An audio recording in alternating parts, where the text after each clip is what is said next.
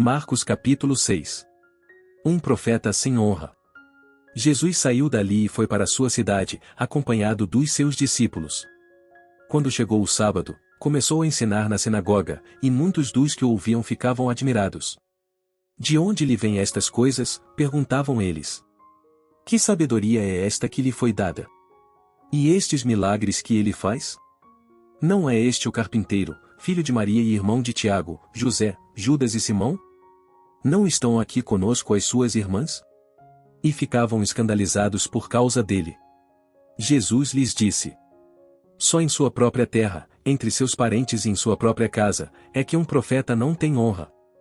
E não pôde fazer ali nenhum milagre, exceto impor as mãos sobre alguns doentes e curá-los. E ficou admirado com a incredulidade deles. Então Jesus passou a percorrer os povoados, ensinando. Jesus envia os 12 discípulos. Chamando os 12 para junto de si, enviou-os de 2 em 2 e deu-lhes autoridade sobre os espíritos imundos. Estas foram as suas instruções. Não levem nada pelo caminho, a não ser um bordão. Não levem pão, nem saco de viagem, nem dinheiro em seus cintos. Calcem sandálias, mas não levem túnica extra. Sempre que entrarem numa casa, fiquem ali até partirem. E, se algum povoado não os receber nem os ouvir, sacudam a poeira dos seus pés quando saírem de lá, como testemunho contra eles. Eles saíram e pregaram ao povo que se arrependesse. Expulsavam muitos demônios e ungiam muitos doentes com óleo e os curavam. João Batista é degolado. O rei Herodes ouviu falar dessas coisas, pois o nome de Jesus havia se tornado bem conhecido. Algumas pessoas estavam dizendo: João Batista ressuscitou dos mortos. Por isso estão operando nele poderes milagrosos. Outros diziam: ele é Elias. E ainda outros afirmavam: ele é um profeta, como um dos antigos profetas.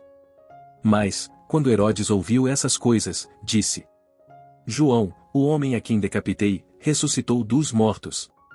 Pois o próprio Herodes tinha dado ordens para que prendessem João, o amarrassem e o colocassem na prisão, por causa de Herodias, mulher de Filipe, seu irmão, com a qual se casara. Porquanto João dizia a Herodes: não te é permitido viver com a mulher do teu irmão. Assim, Herodias o odiava e queria matá-lo. Mas não podia fazê-lo. Porque Herodes temia João e o protegia, sabendo que ele era um homem justo e santo. E, quando o ouvia, ficava perplexo. Mesmo assim gostava de ouvi-lo. Finalmente Herodias teve uma ocasião oportuna.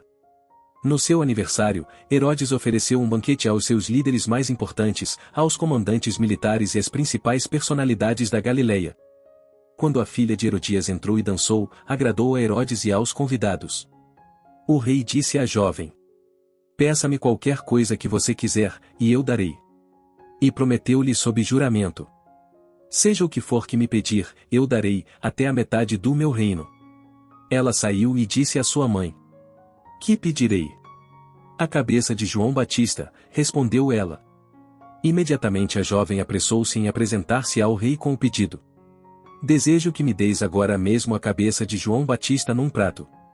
O rei ficou aflito, mas, por causa do seu juramento e dos convidados, não quis negar o pedido à jovem. Enviou, pois, imediatamente um carrasco com ordens para trazer a cabeça de João. O homem foi, decapitou João na prisão e trouxe sua cabeça num prato. Ele entregou à jovem, e esta deu à sua mãe. Tendo ouvido isso, os discípulos de João vieram, levaram o seu corpo e o colocaram num túmulo. Jesus alimenta 5.000 homens. Os apóstolos reuniram-se a Jesus e lhe relataram tudo o que tinham feito e ensinado. Havia muita gente indo e vindo, ao ponto de eles não terem tempo para comer. Jesus lhes disse: venham comigo para um lugar deserto e descansem um pouco. Então eles se afastaram num barco para um lugar deserto. Mas muitos dos que os viram retirar-se, tendo-os reconhecido, correram a pé de todas as cidades e chegaram lá antes deles. Quando Jesus saiu do barco e viu uma grande multidão, teve compaixão deles, porque eram como ovelhas sem pastor. Então começou a ensinar-lhes muitas coisas. Já era tarde e, por isso, os seus discípulos aproximaram-se dele e disseram: este é um lugar deserto, e já é tarde. Manda embora o povo para que possa ir aos campos e povoados vizinhos comprar algo para comer. Ele, porém, respondeu: Deem-lhes vocês algo para comer. Eles lhe disseram: isto exigiria 200 denários. Devemos gastar tanto dinheiro em pão e dar-lhes de comer? Perguntou ele. Quantos pães vocês têm? Verifiquem. Quando ficaram sabendo, disseram: 5 pães e 2 peixes. Então Jesus ordenou que fizessem todo o povo assentar-se em grupos na grama verde. Assim, eles se assentaram em grupos de 100 e de 50. Tomando os 5 pães e os 2 peixes, olhando para o céu, deu graças e partiu os pães. Em seguida, entregou-os aos seus discípulos para que os servissem ao povo. E também dividiu os 2 peixes entre todos eles.